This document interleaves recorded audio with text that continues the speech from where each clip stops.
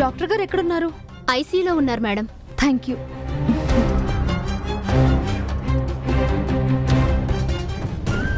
చూడు దీపిక, ఎవరో చేసిన తప్పుకి ఇంకెవరినో బలి చేయడం కరెక్ట్ కాదు. నీ కడుపులో బిడ్డ ప్రశాంత్ గుర్తై ఉండొచ్చు, కానీ అది నీ రక్తం కూడా. ఆ విషయం మర్చిపోవద్దు. అయినా ఒక నిండు ప్రాణాన్ని చంపే హక్కు నీకు లేదు. హక్కుల గురించి ఆలోచించే పరిస్థితుల్లో నేను లేను. ఆశలన్నీ చచ్చిపోయిన జీవోత్సవంలా బ్రతుకుతున్నాను. నేనే ఒక తెగిన గాలిపటంలా ఉన్నాను గోపి. నాకు తోడు ఇంకో తోకని తగిలించుకోలేను. రోజులన్నీ ఒకలా ఉండవు దీపిక. నేడు బరువు అనిపించింది, రేపు తేలికైపోతుంది. ఇప్పుడు కష్టం అనిపించింది, ఎప్పుడోకప్పుడు సుఖంలా మారుతుంది. సుఖపడే రాత, సంతోషంగా ఉండే గీత నా జీవితంలో లేదు గోపి. నా రాతలో ఉన్న దురదృష్టాన్ని నా బిడ్డకు కూడా అంటించటం నాకిష్టం లేదు. ఎన్నాళ్ళు బాగుంటానో తెలీదు, ఎప్పుడు ఏమవుతుందో తెలీదు. ఒక డాక్టర్గా నా పరిస్థితి నాకు తెలుసు. కంటాను, పెంచుతాను. తండ్రి ఎవరు అంటే ఏమని చెప్పను.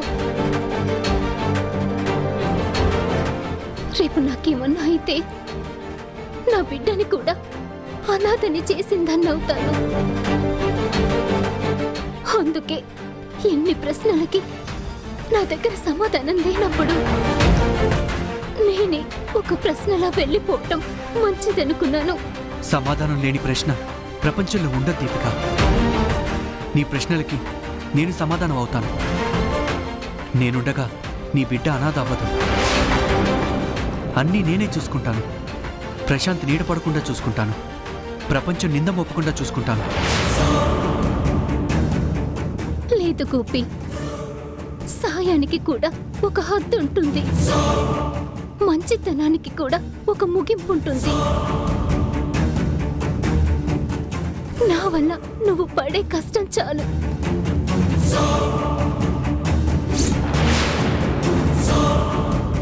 నా బిడ్డ కూడా నీకు భారం అవటం నాకు ఇష్టం లేదు.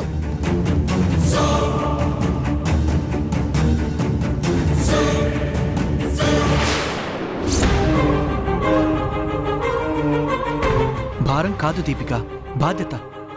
నీ ప్రేమకి అండగా ఉన్నాను.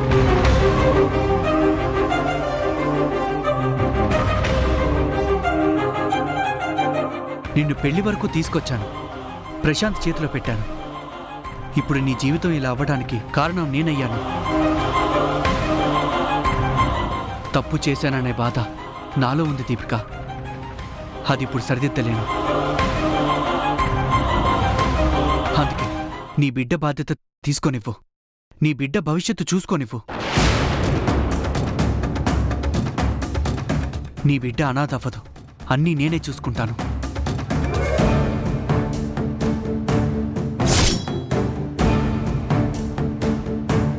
It's my promise.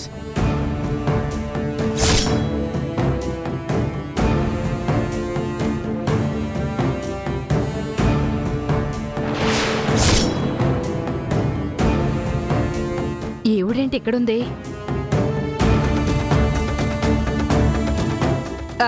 మేడం,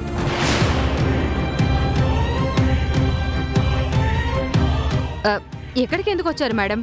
ఏ రాకూడదా? అది కాదు మేడం, పేషెంట్స్ ఉన్నారు కదా, ఎవరికి ఏమన్నా ఉన్నా అనవసరంగా అంటుకుంటాయి. సార్ లోపలున్నారు. నేను తీసుకొస్తాను, మీరు రండి మేడం. పర్వాలేదు, మీరు సార్ రూమ్ లో కూర్చుంటారు గాని. తీసుకొస్తాను కదా, మీరు వెళ్ళి కూర్చోండి. ఏం పర్వాలేదు, మీరు వెళ్ళి కూర్చోండి మేడం. మీరు కూర్చోండి. అబ్బా, కూర్చోండి మేడం. మీరు ఇక్కడే కూర్చోండి మేడం. నేను వెళ్ళి గోపి సార్ని పంపిస్తాను. ఇక్కడే ఉండండి. సరే సరే, త్వరగా పంపించండి. Okay madam.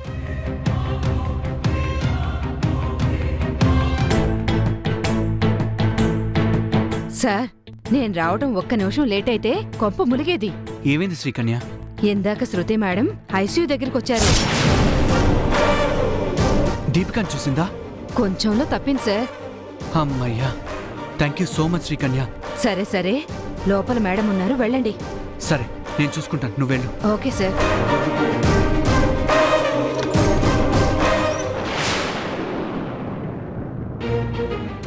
త్వరగా రండి, భోజనం చేద్దురు.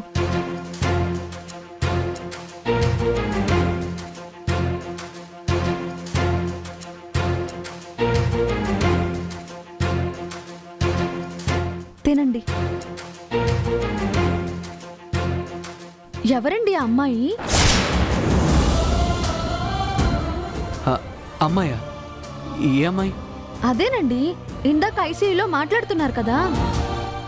ఓ, ఆ అమ్మాయా? నువ్వు చూసావా? చూశాను. అంటే మీరు మాట్లాడడం చూసా, ఎవరితో మాట్లాడుతున్నారో చూడలేదు. కానీ మిమ్మల్ని చూస్తున్నా పేషెంట్తో డాక్టర్ మాట్లాడుతున్నట్టు లేదు, బాగా తెలిసిన వాళ్ళతో మాట్లాడుతున్నట్టుగా ఉంది. అలా ఎందుకు అనిపించింది శృతి? ఆ, మీరు చూపించే కన్సర్న్ చూసి. దేవుడోయ్, దీని బుర్రలో బుద్ధి ఎక్కువ పెట్టేసి నాతో బంతట ఆడుకుంటున్నావా? ఏం మాట్లాడరేంటి? ఆ అమ్మాయి సూసైడ్ అటెంప్ట్ చేసింది శృతి. ఓ మై గాడ్, అవునా? అవును, అలాంటి వాళ్లకు మోరల్ సపోర్ట్ ఇవ్వాలి, బతుకు మీద ఆశ కలిగించాలి. అందుకే అంత జాగ్రత్తగా మాట్లాడాను శృతి. కరెక్టేలేండి. ఇంతకీ ఎందుకు సూసైడ్కి ట్రై చేసింది? ఆ అమ్మాయి ప్రేమించి పెళ్లి చేసుకుంది, వాడి వల్ల ప్రెగ్నెంట్ అయింది. ఇప్పుడు వాడు ప్రేమ కట్టుబడలేదు, పెళ్లికి కట్టుబడలేదు. ఈ అమ్మాయిని వదిలేశాడు, మోసం చేసి వెళ్ళిపోయాడు. మోసపోయే వాళ్ళు ఉంటేనే మోసం చేసే వాళ్ళు కూడా ఉంటారు. అసలు ఈ అమ్మాయికి బుద్ధి లేదు. ప్రేమించుకునేటప్పుడు ఒళ్ళు తెలీదు, పెళ్లి చేసుకున్నాక వాణ్ణి కంట్రోల్లో పెట్టుకోవడం తెలీదు. ప్రేమిస్తే రోజు పువ్వులు ఇచ్చుకొని గ్రీటింగ్ కార్డ్స్ మార్చుకుంటే సరిపోతుందా? వాడు ఎలాంటి వాడు, మంచివాడా మోసగాడా, ఇవన్నీ తెలుసుకోవద్దా? దానికి తోడు ఫ్రెండ్స్ ఒకళ్ళు ప్రేమించేటప్పుడు ప్రోత్సహిస్తారు, పెళ్లి చేసుకునేటప్పుడు పెన్నుతో సంతకాలు పెడతారు, ప్రాబ్లమ్స్ రాగానే పరారవుతారు. ప్రేమని సగం చెడగొట్టేది ఈ ఫ్రెండ్సే. ముందు వెనక ఏది ఆలోచించనివ్వరు, మంచి చెడు ఆలోచించుకోవడానికి టైం ఇవ్వరు. చక్కగా ఉన్న జీవితాల్ని కుక్కలు చించిన విస్తరి చేస్తారు. ఈరోజు అమ్మాయిని ఎవరు చూసుకుంటారు? కడుపులో బిడ్డ బాధ్యత ఎవరు తీసుకుంటారు? నేనే చూసుకోవాలి శృతి. తన జీవితం రోడ్డున పడ్డానికి, చచ్చే నిర్ణయం తీసుకోవడానికి ఇండైరెక్ట్గా నేను కూడా కారణమే అయ్యాను. అందుకే తన భారం మోస్తానని, బిడ్డ బాధ్యత నాదేనని మాటిచ్చాను. నీకు చెప్పే ధైర్యం చేయలేను. నన్ను క్షమించు శృతి, నన్ను క్షమించు. సర్లే, వాళ్ళ గురించి వీళ్ళ గురించి మనకెందుకులేండి. ముందు మీరు భోంచేయండి. తినండి.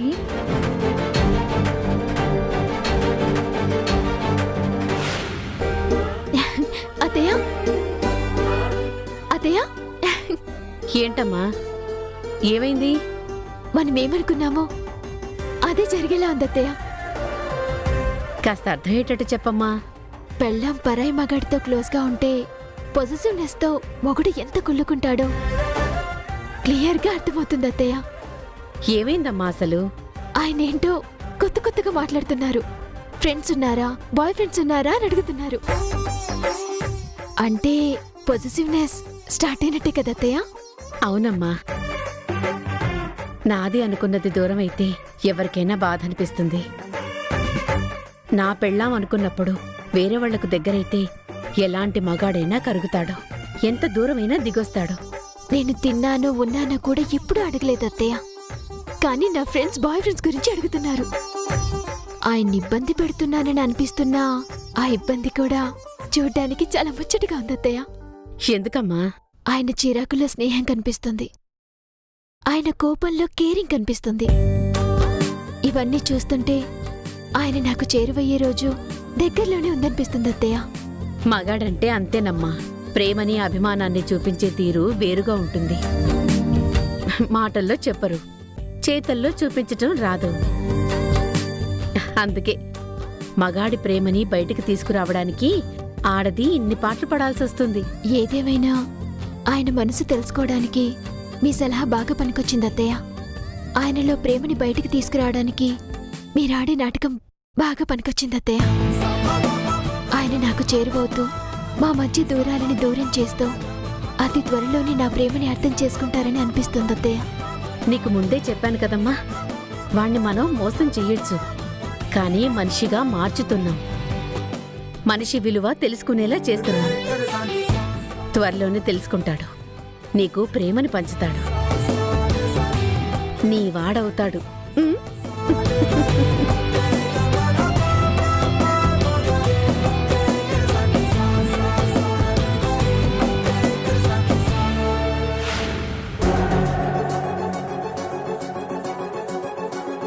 సరదాలన్నా, సినిమాలన్నా, పార్టీలైనా, పిక్నిక్లైనా కృష్ణనే అన్ని. జోక్స్ చెప్తాడు, నవ్విస్తాడు, ప్రాంక్స్ చేస్తాడు, సతాయిస్తాడు. తనేం చేసినా బాలే ఉంటుందిలేండి. బాగా చదివేవాళ్ళు, బాగా లవ్ చేసుకునేవాళ్ళు కూడా. రే బాలకృష్ణ, నువ్వు నా బెస్ట్ ఫ్రెండ్ అనుకున్నాను రా, కానీ నా వైఫ్తోనే కలిసి నాకే వెన్నుపోటు పొడుస్తావని అస్సలు అనుకోలేదు. వదలను రా, మీ ఇద్దరిని అస్సలు వదలను.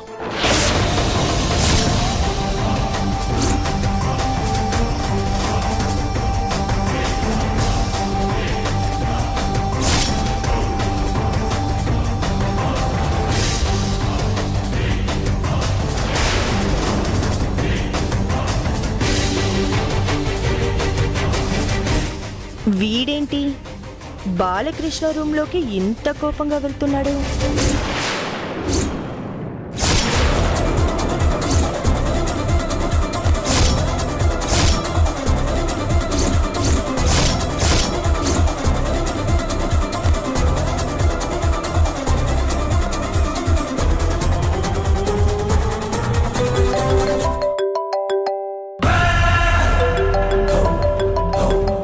రే రాకీ,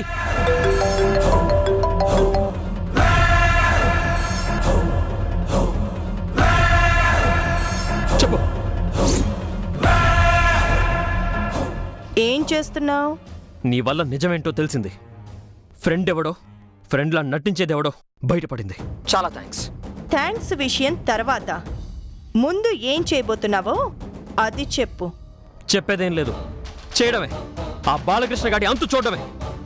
నీకు బాడీ 6 అడుగులు పెరిగింది కానీ బ్రెయిన్ అంగుళం కూడా లేదు. ఏం మాట్లాడుతున్నావు? నిజం. చూడు, అసలే పిచ్చ ఫ్రస్ట్రేషన్లో ఉన్నాను. వాణ్ణి వేసేసే మూడ్లో ఉన్నాను. నన్ను ఇరిటేట్ చేయకుండా మ్యాటర్ ఏంటో చెప్పు. సరే విను. ఇప్పుడు ఏం చేస్తావు? కృష్ణ దగ్గరికి వెళ్ళి పిచ్చి కొట్టుడు కొడతావు. ఎందుకురా అని అడిగితే నీకు తెలిసిన నిజం నువ్వు చెప్తావు. దానివల్ల ఏం సాధించగలవు? ఫ్రెండ్ని మిస్అండర్స్టాండ్ చేసుకోకురా, వైఫ్ని బిలీవ్ చేయరా అంటూ వాట్సాప్ స్టేటస్లో పెట్టి కొటేషన్స్ నీకు అన్నీ చెప్తాడు. చేసిందంతా నాటకము అంటాడు, చూసిందంతా అబద్ధము అంటాడు. ఏం చెప్తావు? నువ్వు బాలకృష్ణ కాలర్ పట్టుకొని కేకలు వేసినా, నీ భార్యని నిర్మోహమాటంగా నిలదీసినా ఎలాంటి ప్రయోజనము ఉండదు. తొందర పడటం వల్ల నిజాలు బయటికి రావు, అబద్ధాలు అడ్డుగోడలు దాటి రావు. బాగా ఆలోచించు. మరేం చేయమంటావు? పులి ఎంత బలమైనదైనా జింకను వేటాడడానికి మాటు వేస్తుంది. అనువైన సమయం కోసం అనుక్షణం రెప్పపాటు వేయకుండా వెయిట్ చేస్తుంది. నువ్వు కూడా చెయ్యవలసింది అదే. టైం కోసం వెయిట్ చేయి. ఆ టైం తొందరలో వచ్చేలా నేను చేస్తాను. రైట్ టైంకి రెడ్ హ్యాండెడ్గా పట్టిస్తాను. పర్ఫెక్ట్ ప్రూఫ్స్తో పిక్చర్ చూపిస్తాను. వెయిట్ చేయి.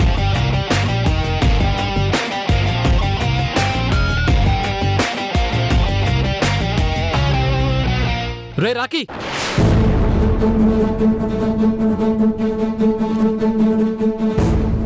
ఏరా వచ్చావు, చూసావు, వెళ్ళిపోయా? ఏంట్రా?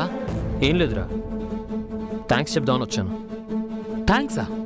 అవును, మన లైఫ్లో మార్పు అనేది ఎక్కడో ఒక చోట ఎప్పుడో ఒకప్పుడు వస్తుంది. దానివల్ల మన చుట్టూ ఉండే పరిస్థితులు మారతాయి. కొన్ని మనకి నచ్చేలా ఉంటాయి, మరికొన్ని గుచ్చేలా ఉంటాయి. నీ వల్ల ఈ ఇంట్లో నాలో చాలా మార్పులు వచ్చాయి. అందుకే థ్యాంక్స్ చెప్దామని వచ్చాను. ఇట్స్ ఓకేరా.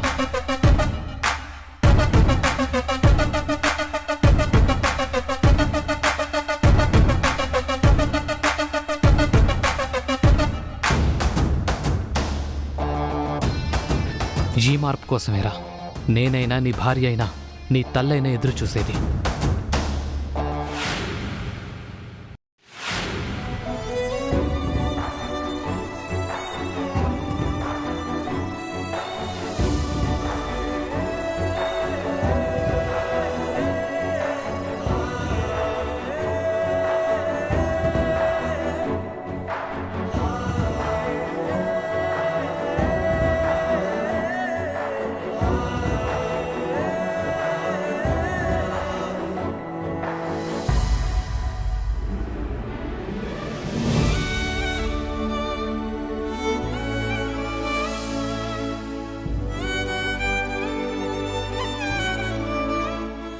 ఇక నువ్వు వెళ్ళు గోపి, నాకు పర్లేదు. నువ్వు నాకు ఒక మాట ఇస్తే అప్పుడు వెళ్తాను. ఏంటి గోపి? నీకు ప్రాబ్లమ్స్ ఎన్నొచ్చినా ఇలాంటి పిచ్చి నిర్ణయం తీసుకోనని నాకు మాటివ్వు. నీ కడుపులో ఉన్న బేబీకి ఈ ప్రపంచాన్ని చూపిస్తానని మాటివ్వు. నేను నీకిచ్చిన మాట మీద నమ్మకంతో బ్రతుకుతానని నాకు మాటివ్వు. మాటిస్తాను గోపి, కానీ నా సుఖం కోసం నిన్ను సమస్యల్లో నెట్టేస్తున్నాను. సమస్యలు లేకుండా జీవితం సాగదు. సమస్యల్ని ఎదుర్కోకుండా సంతోషం అందదు. నీ కోసం, నీ బేబీ కోసం ఆ సమస్యల్ని ఎదిరించడానికి కూడా వెనకాడను. దీపిక, ఇప్పుడు కూడా చెప్తున్నాను, నీ ప్రాబ్లమ్స్ నావి. నీ బేబీ ఫ్యూచర్ గురించి బాధ్యత నాది. ఈ మాటలో మార్పు లేదు, నా నిర్ణయంలో తేడా రాదు. నా మీద నమ్మకంతో ఉండు దీపిక. ఇక్కడైనా మాటివ్వు. ఇక మీదట ఇలాంటి తప్పుటడుగులు వెయ్యనని, నా మీద నమ్మకం ఉంచుతానని నాకు మాటివ్వు.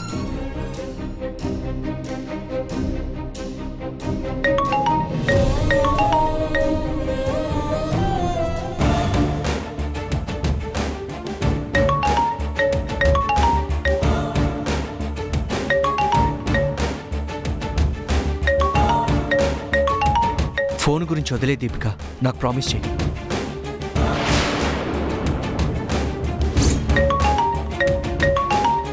ధైర్యంగా ఉండు దీపిక, ఇప్పుడే వస్తాను.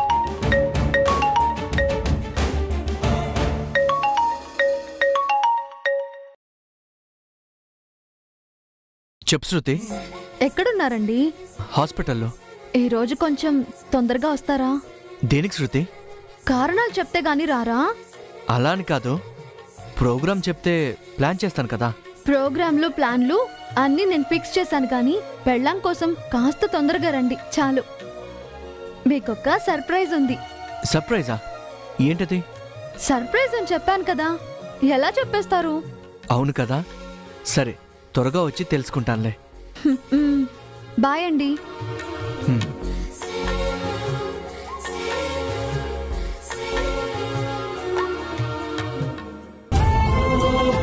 రాజీ, ఇలా రామ్మ. దీపికకి 24 గంటలు ఎవరో ఒకరు తోడుండాలి. కావాలంటే ఇంకొక మనిషిని మాట్లాడండి. ఇద్దరిలో ఎవరో ఒకరు తనకి నీడలా ఉంటూనే ఉండాలి. సరేనా? సరేనండి. దీపిక, నాకు ఫోన్ చేయడానికి కానీ ప్రాబ్లమ్స్ చెప్పడానికి కానీ ఎప్పుడూ ఆలోచించుకో. ఏ అవసరమైనా, ఏ సమయం అయినా ఒక్క ఫోన్ కాల్ చేయి, సరేనా?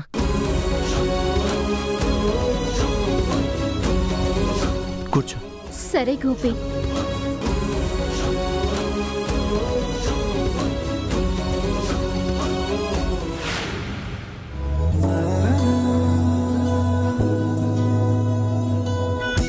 అమ్మా శృతి, ఏంటత్తయ్య? నువ్వు గోపి ఇప్పటి వరకు ఒకటవ్వలేదు కదా? లేదత్తయ్య. అర్థమవుతుందమ్మా. ఒకరితో ఒకరుండే తీరు తెలిసిపోతుంది. ఒకరిపై ఒకరు చూపించే ప్రేమ తేలిపోతుంది. మీరు ప్రపంచానికి భార్యాభర్తలుగా ఉన్నారు కానీ మీ గదిలో కాలేదు అని అర్థమైపోతుంది.